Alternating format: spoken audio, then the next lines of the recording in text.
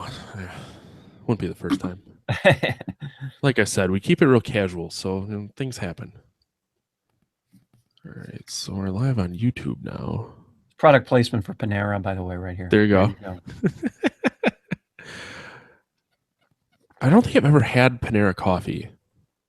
Well, this is the light. They were out of dark. This is only light, and at this hour in the morning, it ain't good enough. I'll tell you right now.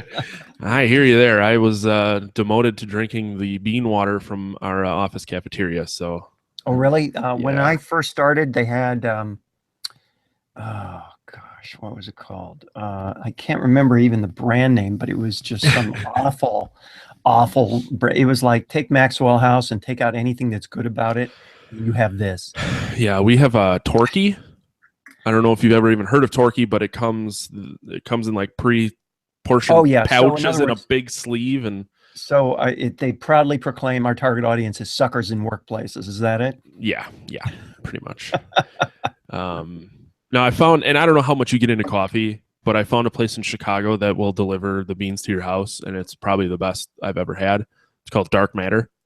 Oh, cool. Which, having a bunch of sci-fi friends, like, yeah, Dark Matter makes a lot of sense. Yeah, get some street cred with those guys, but they also did some collaborations with some metal bands, and I'm a huge fan of metal music. Yeah, it's funny how you can take any category of like products and apply some kind of pop culture overlay to it, and that just somehow that makes it take off. I mean, obviously it makes it take off for that slice of the world, but it's really kind of a cool. I know there's a place that that does coffee, and I can't remember what it's called now, but it's just all like scary brand name coffee, and it's kind of cool.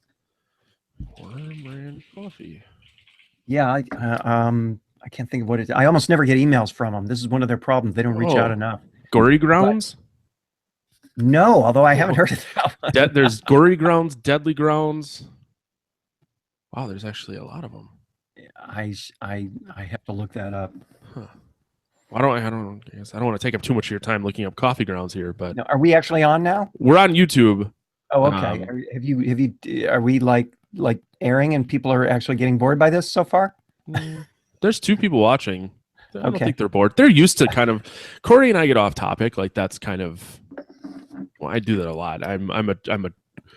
I'm a product of my surroundings. I work in IT. I have technology everywhere. So I see a squirrel and I get off topic. So it's nothing new to our fans. Okay, great. I got to save this. I can look that up later. But yeah, if you're set, then we'll actually record the show and stuff. All the audio looks good over here. But cool. Great. Welcome to a special podcast of terror, I guess you could call it. We're doing an interview, which is new to me. I was explaining to our guest that this is not something I've ever done before in the strictest of senses. I mean, we interview people all the time, but we're going to try this. This is going to be something new. So we have Mark Ramsey, the host of the new, and that's not really new anymore. It's 3 episodes out, correct? Already? Yeah, 3 episodes out means it's no longer new. What kind of a situation are we in? When you put out 3 episodes and it's, well, that new TV series, 3 episodes deep, it's old hat now. 3 weeks old. Let's move on to the next thing. Yeah. It's very internet. Well, technically it's halfway over.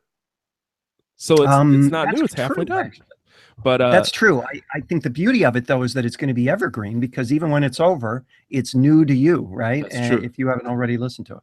That's true. I know we've mentioned it before, but the Inside Psycho podcast. Now, a couple months ago, we actually did Psycho on our podcast with Annie Ching and Christina Mueller. So it was really awesome to see this come full circle. And not only that you were willing to take time out of your very busy day, because your podcast is a lot cooler than ours. No. Talk to us. It's a lot different. It's very different. It's 2 very different worlds. But I was really impressed actually. When you emailed me back the first time, I stopped what my wife was doing and I said, Mark Ramsey emailed me. And she was just like, wow, that's cool, I guess. And I'm like, no, we're gonna hang out on the internet. Oh, she knows. She was the one that actually told me about Inside Psycho. Oh, good. Well, I'm glad to tell her to keep on spreading the word. I'd appreciate it. Yeah, she's a science nerd, so they're worlds don't overlap with ours as much. Yeah. But Okay. before we go ahead and get into it, do you want to kind of give everyone a kind of a background on what Inside Psycho is? And Yeah. So, I don't know, about a year ago, I had this. I've always looked at the podcasting space and I said, there's a lot of stuff here, but I look at the top of the charts and I don't feel like it's America. I don't feel like every formula has been followed. Like there's a lot more content out there, a lot more different flavors of content out there, a lot more different approaches than what we see reflected in the charts and what people are consuming right now. Once you get around news, once you get around sports, once you get around conversational shows like this one, it's like the stuff isn't all that unique. There are a few storytelling ones. There are a few, there's a lot of true crime all of a sudden. Thank you, Serial. But I thought, well, what about the rest of everything people are interested in? One of the things I know people are interested in is movies. I'm interested in movies. I'm on the board of the Broadcast Film Critics Association. Every year we do the Critics' Choice Awards. This past year on A&E. And I thought, well, how do I kind of graft that interest onto this space, this platform, which I understand, I have some experience in? How do I bring those two things together? And I thought, what's the perfect movie to start with? I mean, I'm a horror fan, I'm a movie fan, and I know how to find a good story. And when you look at the story behind Psycho, I mean, there's many movies in the genre that have compelling stories, but Psycho is one of the earliest for which we have a lot of scholarship and a lot of information about what went on behind the scenes, and it's really pretty amazing. And I thought, this is such a cool story. Let me try and tell this in 6 chapters, because that seems like a good number. I actually, when I said it was 6, I had no idea what that meant. I had done it. The show was sold on the basis of the teaser, which is 6 minutes long. And they said, yes, let's do it. I said, well, how long is it going to be? And I said, 6 chapters. And how long is each chapter going to be? And I said, 20 to 30 minutes. So I just made it up. And so then once I got into writing it and realized that what people didn't tell me was that this means you actually have to write like 180 pages of content, 2 hours of content, because it's all scripted. Mm-hmm. And that's another thing about it. It's not like a typical storytelling podcast where you've got some guy telling a story with an audio bed. This is fully produced. This is immersive audio. I intended this to be more like a movie without pictures than a podcast with a soundtrack and a narrator. I intended it to be what I'm referring to it now as kind of an audio graphic novel, because it's a lot of short little vignettes that take you all the way through before, during, and after the story, and telling the story in a really enlightening way. And I really think that whether or not you're a nut about Psycho, whether or not you're a nut about Hitchcock, it doesn't matter. If you like the genre, if you like the story, if you are the kind of person who's a creator, someone who likes to make stuff, someone who puts their music into the world, or their writing into their world, or their blogs into their world, or their IT into the world, their coding. If you put your own stuff into the world and you invest in it and you take a chance on it, you will appreciate this show. Because what I realized as I was writing it was that the story of Hitchcock is that story. It's the creator's story. It's the story of a guy who was famous, but he decided to do this movie that everyone around him told him not to do. His studio said they're not interested in it. They hated the idea. They thought it was beneath him. They thought it was a B movie, and they wouldn't do it. That's why he ended up at Universal. He had to put his own money into it, which means he took all the chance. So here he was at this kind of mature stage of his career. He was like 56 years old at this point, and he had to put his own money into this movie and take a chance with a movie that everyone told him would be beneath him at a time in his career when he really couldn't afford it, because he was on top. That's not usually a time when you take a big risk. It's usually the time when you play it safe if you're in the movie industry. And here he was doing this thing. And what happened to him, what I think makes the story so compelling, are the parts you haven't heard yet. The next part dropping on Thursday is the part that covers the second half of production in the shower scene and all that. So that's kind of the benchmark part. And the title for that chapter is Men Do Kill Nude Women, You Know. So I suspect it'll get a lot of traffic for that reason alone. If you're watching the video live, I didn't mean to interrupt you, but if you're watching the video live, that will be 2 days from now. If you're listening to this when it comes out on iTunes and everything, that'll actually be today. Okay, somehow we're both in the future and the present and the past all at the same time. That's the beauty of it. So anyway, the latter chapters, though, the second to last, 5 and 6, 5 is, the release and the critical reception, which was very mixed. A lot of people hated it. And the audience reception, which was wildly positive. And then the biggest problem that Hitchcock had, which is, how does he top it? It's the biggest movie of his career, and he's faced with the problem. Everyone looking to him, how do you top it? And then you add that to the challenges he had, not only trying to top it and failing, but the fact that despite all his success, he was never given the recognition that he felt, and a lot of people felt he deserved by his peers. He never won an Oscar for his work.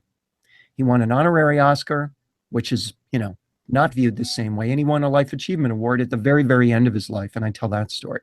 So this whole arc of Hitchcock, he comes in, guns blazing, ready to create this cool thing that he believes in, that everyone says is crazy, but he believes in it. He takes a chance on it.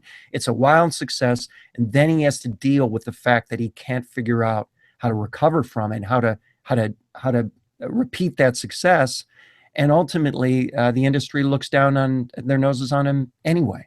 So that's why it's such an interesting story. His is the hero's story. His is the creator's story. And anyone who's ever made something and put it out into the world in the hopes that it hits, and if they're lucky enough to have it hit, they will know exactly how he feels. Wow, that's insane. I'm up to date on it. So it was really interesting as a consumer of your content to hear more about Alfred Hitchcock than just The Birds and Psycho. And you know what I mean? Like, at face value, I'm really pretty young to be in the know on Alfred Hitchcock. But I'm old enough that it's not that far off. So to hear the scene that you did, and I don't want to ruin anything for anyone that hasn't listened to it, but the scene in which you talk about his death, was really cool. Just the way that it was done, and to learn actually how he passed away, because I had no idea. He just died one day. So it was really cool. Now, my first question to you is, since you mentioned you're a horror fan, obviously you're doing a Psycho podcast. How did your love for horror kind of start? Wow. I was a monster kid. It's that simple. It's generations of people started that way. Whether it's, I was the kid who had the haunted house in his basement that in my case, nobody went to. I got something to prove with the podcast. So, but, I loved all that stuff as a kid. I love it today. It's stayed with me. I've got every, Universal movie in my collection. I've introduced my wife to all the Hammer movies, and she's into that now. We've going through all 3 Blu-rays of Vincent Price, the Vincent Price collection. So all the old stuff as well as the more contemporary stuff. I think that the premium stuff that's coming out now, a lot of the Blumhouse stuff is awesome, and it's a genre that is all about kind of release and both pleasure and torment at the same time. And so I think from the very beginning, and, that whole Monster Kid evolution dates to a time when, these were all like rebels, rejects, ostracized people who had feelings too, right? The Mummy, the Werewolf, all these guys, they had feelings too. The original Frankenstein, which people really should go back to just for that one scene when Karloff is doing the thing with his hands. It's just so affecting. So from that point to now, and I was super young then, obviously, but it still motivates, and I still am attracted to it. And I think that, one of the things I wanted to do with this show was reach beyond kind of the genre fans into the broader category fans and tell a story that was more universal. the best stories are Universal stories, right? I don't mean Universal Studios. The best, I definitely don't mean Universal Studios. The best stories are Universal stories. And that's why, the process of this inside cycle thing is not a, linear retelling beginning to end. Not at all. Hitchcock dies in part 2, but then suddenly he's back to life for the rest of part 2. So it's not at all linear. It's not just the facts. It's not a Wikipedia entry. It's not radio theater. It really is audiographic novel, and it's intended to tell a story that's bigger than the genre. So I hope what people find, I hope what your wife finds, what you find, and what your fans find, is that when you listen to this, gosh, this is something that I relate to on a level that's deeper than my affection for Hitchcock, for horror, for Psycho, for movies. It's something deeper. It's about making something and taking a chance, and then dealing with the consequences of success and failure, because the consequences of both, it turns out, can be really challenging. So now your podcast is, I hate to use the term heavily produced, but it's heavily produced. We do minimal editing here. So I guess I'm curious, roughly how much time do you spend with the sound production and everything per episode? Well, okay. So my team is really a team of 2, not counting the folks at Wondery. This is I should say, when we pitched this, we pitched it to Wondery. Wondery is one of the main podcast platforms. And we picked Wondery because Wondery, the guys there come from Fox TV. So they come from a television mindset. They come from a storytelling mindset, a beginning, a middle, and an end mindset. I deliberately wanted to create something that had a linear arc to it, not something that was designed to be presented every single week. And once you get to this week's, last week's is now disposable. I wanted a story that lived on like television. So I teamed up with a guy named Jeff Schmidt, who is an audio production whiz. And this was something he felt passionately about, as I did. He said, you're going to have to write this for audio. And I said, I know, I'm going to write it for audio. So I wrote it for audio, and he brought all the flavor to it. So he created all that texture based on the work. I did my audio. I laid down my audio first, my narration and hosting first. And then he brought all the magic to it. And that kind of collaboration is really what makes it so amazing. There's never more than, at one point we used a third voice, but it's almost all me. And the production is all Jeff. And those two things really came together. But one of the things we set out to do was to demonstrate how powerful audio can be in a world that has forgotten how powerful audio can be.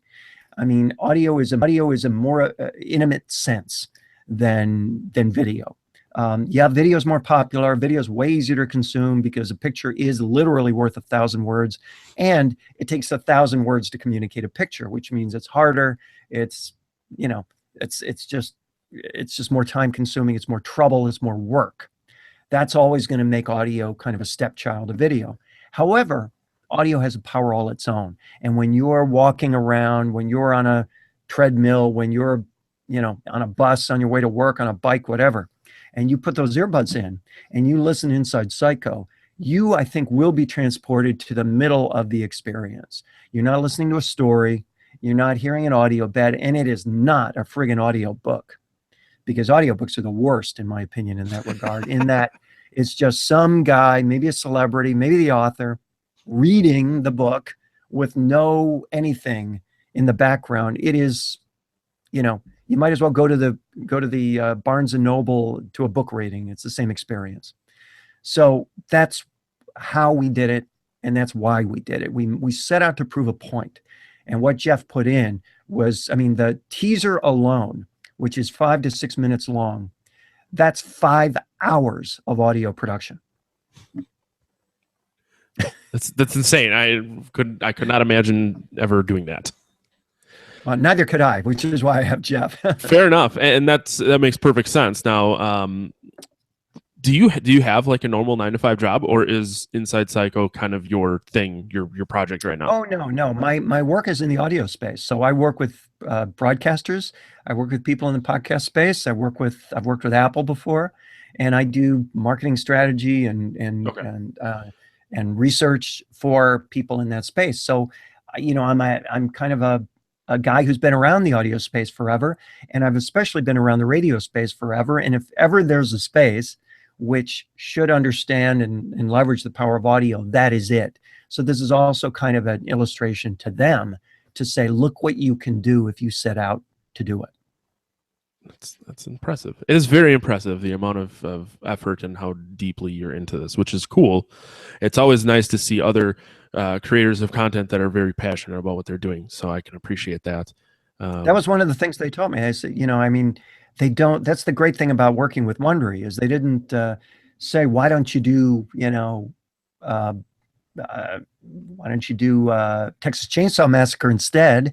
They said, well, if this is the one you're passionate about, let's do it and give it your all. And I think that's the key. You give it your all, you put it out there, you give it the best chance for success. And then you wait and see what happens. But this is, I think, designed to be kind of an illustration of just how powerful the audio can be. And the fact that it's genre is intentional. Because if you go back to even old radio theater from the 30s and 40s, some of the most effective shows in that era, the Arch Oboler shows, were horror, were genre. And it's because, it's just like movies, right? What makes Jaws so successful? The fact that the shark, the damn shark was broken all the time and it never worked. As a result, you never saw it, right? Yep. So the less you see, the better it is. You see this play out in, the Blumhouse movies right now, the good ones, where you actually don't see stuff a lot. And that old kind of thing of open the refrigerator, close the refrigerator, oh, there's something on the other side of the refrigerator. You don't see that in those movies. They generally don't do that. That's kind of we've moved on past that. And now there's much more respect for the things that lurk in the shadows, the things that you can't see. And I think that is, if you're going to talk about one area where audio can excel, it's that, because it's all about pictures you make in your own head. Now, you mentioned doing 6 episodes at roughly 20 to 30 minutes a piece resulted in 2 hours worth of page writing, essentially. Now, having finished the podcast, do you wish it was longer or shorter? I mean, obviously, I'm sure that. You know what? I think it's just right, I have to say. My intention was to be between 20 and 30 minutes because I wanted each chapter to be the length of a commute, the length of an average commute. And that was intentional. There were other things I did in this that I think were intended to be deliberate. I opened, there was conversation about opening with last time on Inside Psycho, and I didn't want to do that because, I wanted to open with new information because I figure anybody who wants to know what happened last time can go to the feed and listen last time. Why you'd want to pop in at episode 4 is beyond me anyway. Unless you're coming in because the word nude is in the title. That's a different story. So I didn't want to do that. And I wanted to end, and they said, well, end with next week on Inside Psycho. And I said, let me do it a little differently. Let me work the tease for what's coming into the actual end of the episode. I mean, I was listening to episode 3, which is, as of this recording, the latest one out. And the last minute and a half of the episode is talking about the setup for the shower scene and how that was really the centerpiece of the movie. And Hitchcock was betting everything on it. And if it failed, it would be all on him. And next time on Inside Psycho, I mean, that's more the kind of setup that I'm interested in. So when you wrap all that up, I mean, I think 20 to 30 minutes is about right. What I didn't realize was that it would amount to 180 pages of text when I'm writing it. That was a bit of a surprise, but it was, I think, again, so few of these shows are like written that way, unless they're a journalism show, which is a whole other animal, that it was kind of fun to kind of write this story and make it kind of quasi-dry. I mean, there are recreations where I play both parts because I didn't want to do radio theater. I didn't want to have other characters interacting because it just takes people out of the experience, I thought, and it tries to push a genre on people, which hasn't been something they understand in 40 years. 50 years. So forget that. I wanted it to be utterly contemporary and really tell the story in a way that more like reading a storybook. You know, if you have a child, you read a storybook, you read all the roles, right? Mm-hmm. You read the queen, you read the ogre, you read both. So that's how it's, you know, it's the difference is that it's also heavily produced. There's another difference too that you haven't touched on, and that is, and I think you're deep enough to hear it, but there are illustrations of facts that are, you know, that take creative license. It's no different from a biopic, right? If I had a movie, you wouldn't say, well, is this a obviously it's a documentary. No, it's a movie. It's not a documentary. This is not a documentary. This is an audio movie. That's a good way to describe it. When you were talking about creative license, the scene I instantly thought of was when you're describing being inside of Ed Gein's house. And I don't know, it's terrifying to me. And I don't live that far away. I've grew up around Ed Gein and on Jeffrey Dahmer and all of that. But still, just the way that you described it really made me feel like I was standing there, which I thought was really impressive. Because, I mean, I listen to and watch stuff all the time, and not everything really gets me the way that your description of that house did.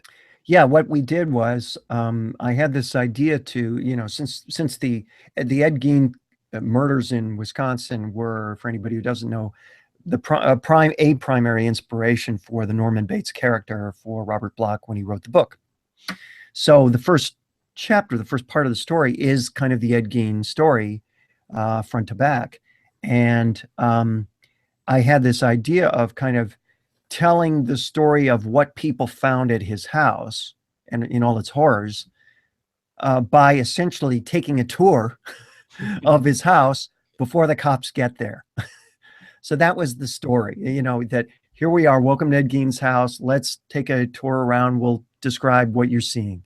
So that was kind of the artistic way of approaching that. I could as easily have said, and here's what the cops found when they get there. Mm-hmm. And to me, that would have been more lifeless. It was more interesting kind of discovering it with the audience rather than telling the audience what we discover. And that's, again, an illustration of the power of the medium.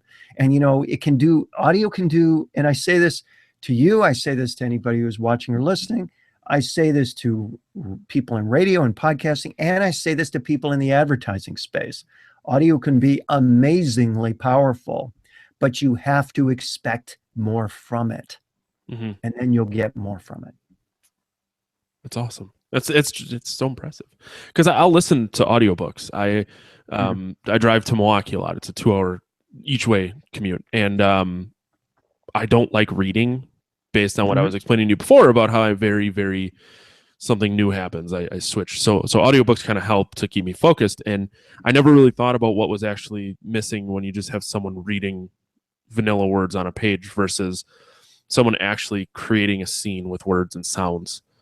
So now you've ultimately ruined audiobooks for me. Well, I hope not. But they will never, I will tell you, they will never put this much investment into an audiobook as we put into this. Mm-hmm. So I hope that's why I really hope that as time goes by, and especially I think once we get to the fall, I think it's very likely that Inside Psycho is going to have a second life when we hit October and you know, people are looking for this kind of stuff, because I mean, it really does, you know, there's a reason why all the good horror movies come out in October and the other ones come out in January. There's a reason for that. And it's because, you know, you match kind of the appetite with the time in which people most want that experience. Mm-hmm. And I, you know, in this case, the thing wasn't done in time for last Halloween. It was done right around the end of the year. You know, there's no sense in keeping it in the can for 10 months. So we put it out. If we do a second season, so far the signs are that we will. We'll be choosing a different movie, and the goal will be to have it ready in time for Halloween. Well, you're very good at answering questions that I plan on asking in the future. But I guess with there being 3 episodes left, what can people kind of expect for the rest of this season of Inside Psycho? Well, let's assume that those people aren't caught up yet. So the first one is the Ed Gein story. The second one is kind of introducing you to the author of the book Block and Hitchcock, and telling some of those stories about how Block, what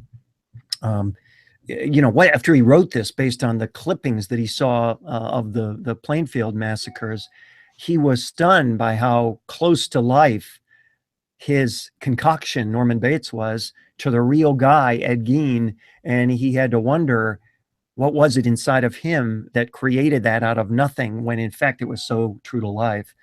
And then come to find out, his book gets optioned by this mysterious Hollywood director for next to nothing, which turns out to be a guy with plenty of money, Alfred Hitchcock. And then we tell the Hitchcock backstory, including a couple of funny anecdotes. I saw somebody the other day. I was in Los Angeles, and a guy approached me. We were supposed to have a meeting, and a guy who's an actor in LA, he approached me and he said, the star of Lifeboat, she didn't wear any underwear. And I said, well, he obviously listened to part two.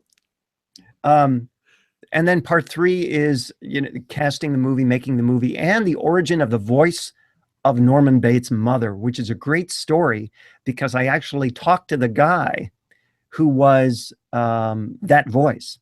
Oh, wow.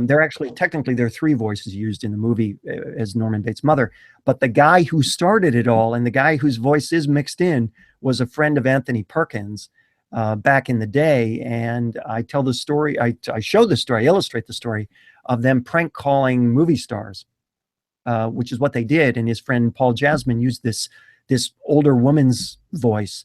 And Tony just thought it was the funniest thing in the world. He recorded all this stuff and he would play it for all his friends. And one of the people he played it for was Alfred Hitchcock. And Hitchcock liked it so much, he said, that's the voice of Mother. So that story is in part two, and then, or part three. Part four is the last half of the making of the movie, including the shower scene and the music and the design and all that. 5 is the release, where there was a lot of anxiety. And the reviews, which were, as I say, very mixed, and the audience reception, which was great. And then 6 is really kind of what happened next. It's the legacy of the movie, which is astonishing. I mean, the number of characters named Loomis in movies. I mean, can we even count them? It's getting ridiculous. I might as well change my name to Loomis at this point. There should be Loomis and Loomis. That should be the name of this show right there. There you go. That's a great podcast, Loomis and Loomis. And what the movies owe to that. But then more interestingly, again, the Hitchcock story, what happened to him after, how he had to, face up to, everyone said, how are you going to top it? And he was just like, how am I going to top it? And how Hollywood, declined to give him the Oscar for that movie or any other, how he got the honorary Oscar and he was, insulted by it, how he got the Life Achievement Award when his life was almost months from ending, and what he owed to his wife. And my favorite part of the series is in that final part, when I show the story of him accepting the Life Achievement Award from the Hollywood Life Achievement Award. And in his comments, essentially focusing solely on his wife and thanking her for being with him for all of his adult life. And that the heart of that one moment is, for me, the best part of all 6 episodes. That 2-minute segment in part 6 is the money shot. It's the best part of all 6 episodes because it is the emotional core of Alfred Hitchcock. And it's and I think anyone who has a spouse standing by them as they go through thick and thin, supporting them, helping them, being their partner in life, will really relate to that moment. And that's why it's bigger than an anecdote. It's bigger than a story. It's bigger than one movie. It's bigger than Hitchcock. It's bigger than the genre. It's bigger than movies. It's about, who we are as humans. And that's the kind of universal story worth telling. And that, I hope, is what people get out of this series when all is said and done. If you haven't been convinced yet to listen to this podcast, I feel like you just sold it. to I anyone hope that's on the so. fence. You just sold it with that little speech right there. Um, Terrific. Well, I know you're super busy, so I don't want to keep you too much longer. But do you want to? Where can people find you on social media, the podcast, and all that good stuff? Well, Inside Psycho is the show, and you can find it wherever you get your podcasts. It's a Wondery show, so you can find out more at insidepsycho.com. We'll take you right to the Wondery site. Wondery's a great group of people, and they have a lot of good shows, by the way. And on Twitter, it's at Inside Psycho, and Facebook, it's just /Inside Psycho. And I'm all over the place. You can Google me. I'm at Mark Ramsey Media, and I couldn't be happier to be on this show and talking to you and your audience. So thank you Thank for you. doing this. You don't need to Yeah. take the time, and I appreciate it.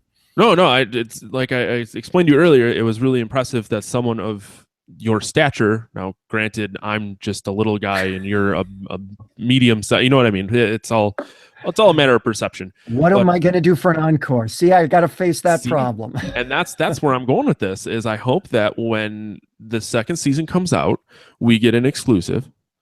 You can come on here, you can announce it to the world. It'll be a big thing. But honestly, when you do have your second season or whenever you want to come back, you have my email. Just get a hold of me. We'd love to have you. I appreciate that, and I'm surprised and impressed that you didn't ask me what the movie for the second season was going to be, because I wouldn't tell you anyway. Well, I was going to, and then when you started to talk about the second season, I knew you weren't going to allude to what it was. So I'm like, why even bother? That's like we had Randy Greenback as the executive producer for the Friday the 13th video game on a couple months ago, and he continually gets asked when the release date is. Yeah. And he just keeps saying early 2017, and this was back in December, and I finally was just like, when's it coming out? He just said early 2017. I'm like, well, whatever. We're hanging out. If you're not going to tell me, then yeah. Well, fingers crossed that it comes out eventually. But yeah, that's a good movie. If it goes on long enough, I'll get to that one, because there are a lot of stories with Friday the 13th. That's for sure. And unfortunately, the rebootish remake got canned. Yeah. Which is there's still Halloween though. Don't forget, there's still Halloween. Oh, trust me, there's a lot. And with the remake of It coming out, I'm No, sure I'm there's talking a about the story movie, there. the remake movie Halloween. Oh, yeah, well, There's still that. we started with that one. Well, I don't know. We knows? talked about it because it could really be hit or miss. It could be great. Be hit. It could be missed. That's yes. right. That's the problem. I had high hopes for the last remake of Friday the 13th, and it did not live up to. You know what? Just one quick anecdote. And again, I'm older than I look. Although maybe not. I don't know. But I remember being a kid, being in the audience for Halloween round one. And see, that's why I wish I was older so I could do stuff like that. Well, my point is, you cannot recreate that moment with that franchise. Exactly. You can't. I mean, I remember being in the theater with a bunch of friends, and the reaction in that theater for the original movie Halloween, John Carpenter, 1978, was crazy. And you can't just say, oh, well, we'll just apply a new twist and then we'll restart. We will recreate that experience all over again. You can't do it. Mm-hmm. You can find a new way into it. You can make a profitable movie out of it. You can even potentially restart the franchise, but you can't recreate that moment in history. And every generation has that moment, whether it's Friday the 13th, which had its own terrors. I remember I was way too old for Last House, or way too young for Last House on the Left when it was in its first incarnation. Mm-hmm. But I remember going to one of those midnight showings, and it's like the people walking out of. I think we walked out. It was just unbearable to experience. Now it's like, yeah, okay, I get that. Last House on the Left, no problem. Yeah, my mother-in-law has recreate that. Yeah, my mother-in-law has explained to me she when she went to see The Exorcist in the movie theater, and like how that was, and people getting up and leaving, and I'm like, that just doesn't happen anymore. You have That's the row of kids in front of you on their cell phones, and then the two rows over are talking nonstop, and it's really difficult to get immersed into a movie. And by the way, that's one of the things with Psycho. It was a marketing thing as much as it was a film thing, and Hitchcock got very deep in the marketing of it. That's part 5. Mm-hmm. In terms of all the lobby cards and the stand-ups and the very unique trailer where he took you on a tour that he kind of did in the trailer what I did in part 1 at the Gein House. He took you on a tour of the set and the house and all that, without showing you or telling you much of anything. And so it really, again, how that was also a time when people commonly went to the movies in the generic. Where are you going? What movie are you going to see? I don't know. Whatever's there. We're going to go to the movies. Well, when does it start? Well, that doesn't matter. We're going to the movies now. We're going to be in the middle, and then we'll just stay until we get to the middle of it again on the second showing. And that's what people did at that time. And it wasn't until Psycho where he set down a rule with the theater owners and said, if you don't come in at the beginning, you don't come in at all. And the theater owners were like, whoa, we don't want to turn people away at the box office. But that was a time when people literally didn't care. Mm-hmm. They came in during the middle of the movie all the time. That's the way it worked. But he was so insistent that he didn't want anyone to miss anything, that he didn't allow that. And he especially didn't want anyone, if you see the end before seeing the first 3/4, something is clearly lost. So it made no sense for you to see the end of Psycho and then roll back and see the beginning. And who would do that? See, I couldn't fathom watching the middle of a movie through the end and then starting it over. See what I mean? Pieces, yeah, putting the pieces together. But culturally speaking, once upon a time, people did it all the time. They didn't have the movie phone guy. It was well before that movie phone guy, yeah. And that was 1960 changed all that. Mm-hmm. Awesome. Well, thank you again. It was an honor to be here and talking with you. So, like I said, whenever you want to come back, you just let me know. Always happy to do it. Thanks so much, and I hope that tons of people watch this and listen to it. So you run the audio on your podcast? Is that what the plan is? Yep. The way we do it is we'll record like we're doing right now, and then I'll kind of level it out, throw bumpers on it, and then it'll come out on iTunes and everything. Great. This being not a normal episode, we do little extra ones. Abnormal episode. I don't want to say it's abnormal. It's still on topic. It's just less than the normal structure. So this will come out in addition to the episode that came out today as of recording it. So you get your own thing. Okay. I hope that this benefits you as much as it benefits us. I hope so. Otherwise, I wouldn't be doing it. No, exactly. It's a give relationship here. I want to help you out. But sincerely, I am thrilled to talk to an enthusiast who's into the project and into the genre. I don't get enough opportunities to do that. If someone out there is listening who can make sure I get Comic-Con tickets, my email is markramsey@mac.com. But if not, this is as close as I'm going to get, because I'm being in that waiting room for Comic-Con. For some reason, my number is I always draw a really high number.